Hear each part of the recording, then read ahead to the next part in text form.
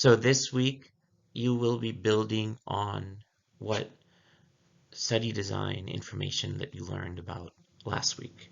Hi, I'm Dr. Sri Banerjee, and think about what are some of the most expensive types of study designs, and but very useful in terms of human application. Um, if you are thinking about clinical trials, then you thought right. But before we talk a lot about clinical trials, which are which are very much useful in practice, I think it's more important to um, develop further the understanding of observational studies.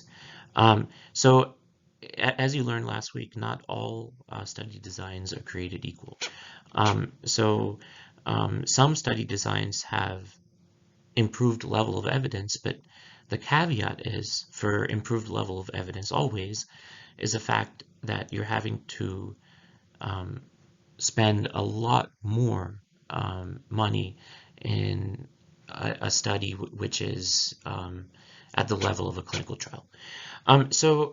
Instead, what you do is look for study designs which have um, a more effective level of higher level of evidence, and then apply that. So this is what you will be building more on this week, trying to look at study designs and better understand the effects of different variables.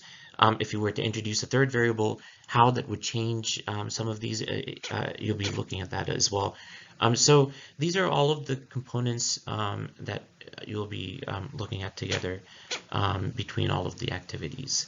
And then finally, it's always important to be using some sort of program to be able to handle this. So, and SAS is a very effective tool which you'll be looking at this week as well. Thank you for listening.